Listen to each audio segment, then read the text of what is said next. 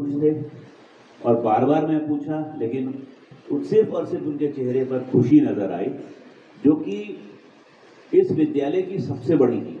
इस बच्चों के चेहरे की जो खुशी थी वो इस विद्यालय की सबसे बड़ी जीत है। आपकी लाइब्रेरी बहुत ही सुरुचिपूर्ण ढंग से सुसज्जित है, व्यवस्थित है। सर इधर बीच थोड़ा व्यस्त रहे और जो नई उनकी कंपाइलेशन है वो भी आपको देखने का अवसर मिलेगा। सर के साथ मेरी बातें हुई।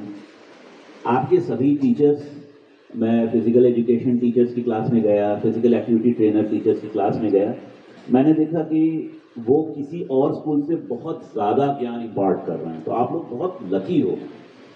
मैं हिस्ट्री की क्लास में गया, एक बेहतरीन क्लास मैंने देखी। आपकी इंग्लिश के टीचर भी जो आए हैं वो अपनी तरफ से पूरा प्रयास कर रहे थे। और भी जहाँ जहाँ मैं जिस एक्टिविटी को मैंने देखा, चाहे मेस के कर्मचारियों का व्यवहार हो, आपके सीए सर, कैटरिंग सर, आपका ऑफिस स्टाफ, सभी बेहद आत्मीय लोग हैं।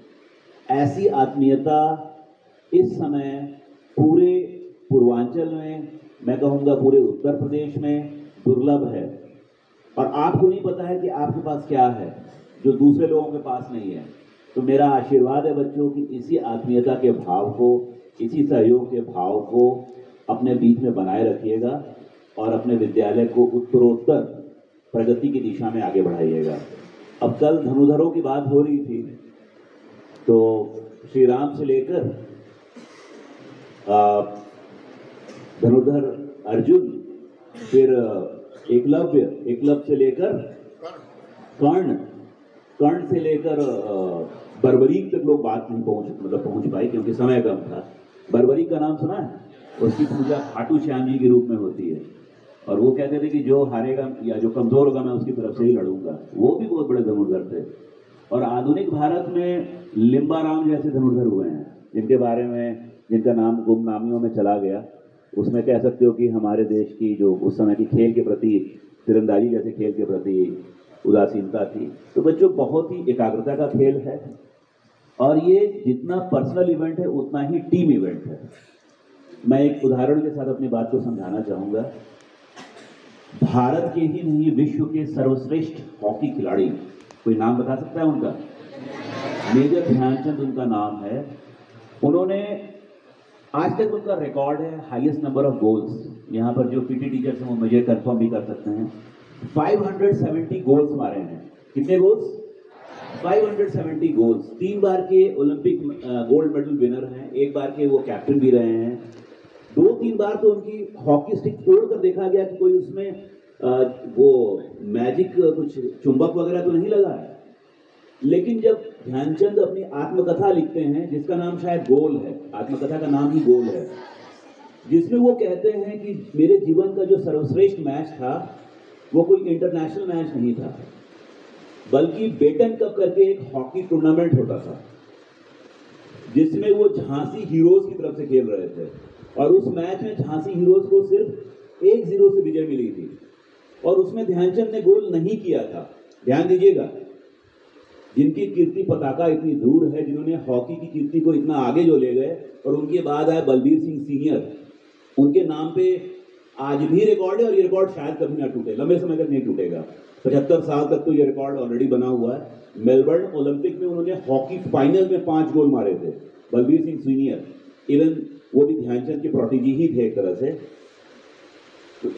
5 गोल मारा तो वो रिकॉर्ड आज से टूटा नहीं है। बॉब बीमन का जो हाई जंप का, लॉन्ग जंप का रिकॉर्ड था, 8.90 वो तोड़ दिया माइक पॉवेल ने, लेकिन ये रिकॉर्ड नहीं टूट रहा। किसी एक ओलंपिक फाइनल में सबसे ज्यादा गोल का, सबसे ज्यादा गोल से विजय का भारत का रिकॉर्ड नहीं टूटा, सबसे ज्यादा ओलंपिक गोल्ड का हमारा रिकॉर्ड नहीं टूटा। इन सबके पायनियर थे मेजर ध्यानचंद, जिन्होंने first class and international matches मिलाकर 1000 से ज्यादा गोल किए, जिसका पूरा रिकॉर्ड नहीं है। लेकिन जो हॉकी की IIHF है उसके रिकॉर्ड में सबसे ज्यादा गोल का रिकॉर्ड उनके नाम है इंटरनेशनल मैचेस में, 570। और ध्यान दीजिएगा, जो सेकंड नंबर पे खिलाड़ी है वो पाकिस्तान का प्लेयर है सुहेल अब्बास, वो 335 गोल पर है। यानी कि कितना बड़ा गैप है, देख लीजिए।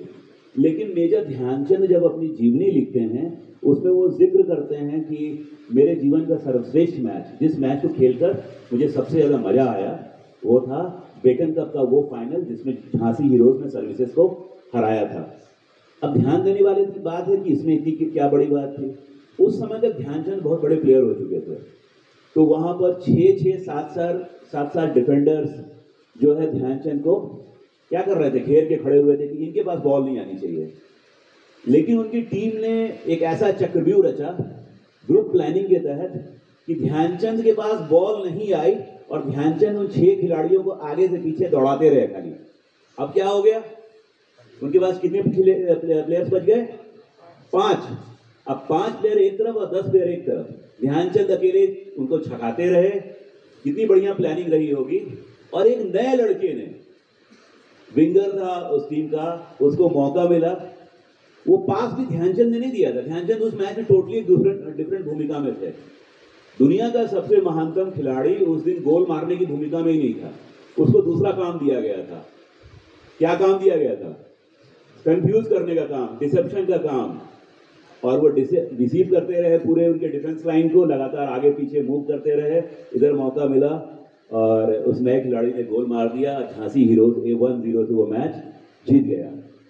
तो बच्चों, इस कहानी से हमें पता चलता है कि टीम वर्क में, ग्रुप वर्क में कितनी बड़ी ताकत होती है। तो ग्रुप वर्क या टीम वर्क से हम लोग कुछ भी इनसरमाउंटेबल गोल्स को भी अचीव कर सकते हैं।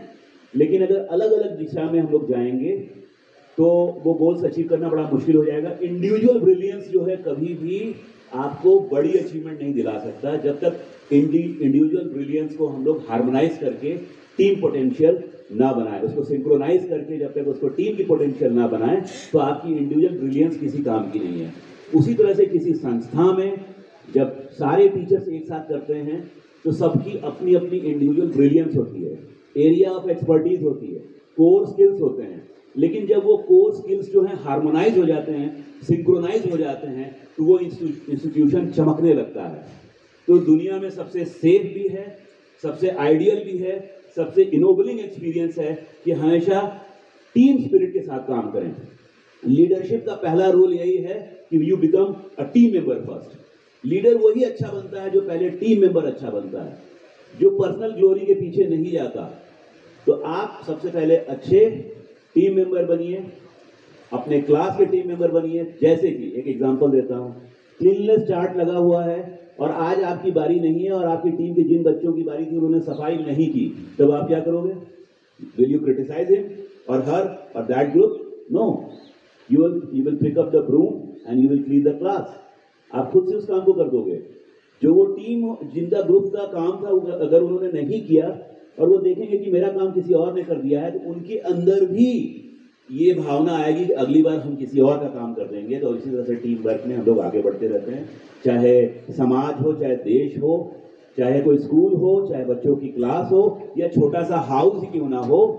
When we go beyond our caste, community, lingual, food habits, religious lines, then only we not only progress and prosper, we achieve insurmountable goals also. दुनिया के इतिहास में देखा यह गया है कि जब जब किसी समाज ने, किसी अक्सरियत ने जब जब किताबों से प्यार किया है, तब तक वो समाज आगे बढ़ा है। किताबों से प्यार का मतलब बी एट योर बुक्स।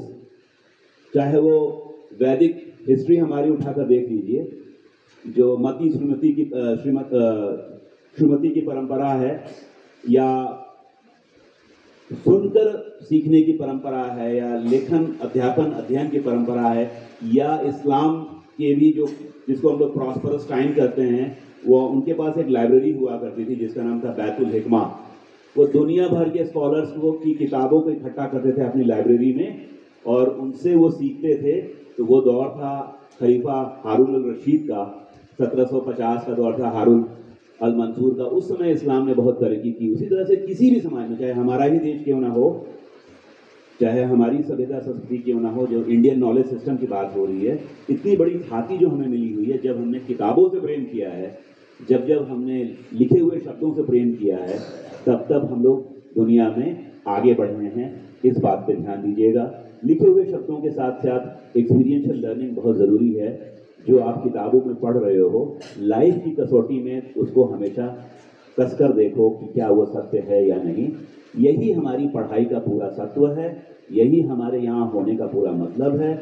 और as a group, as a unit of Navodaya Vidyalaya Samiti, the facilities that you are getting, the opportunities that you are getting is unbelievable.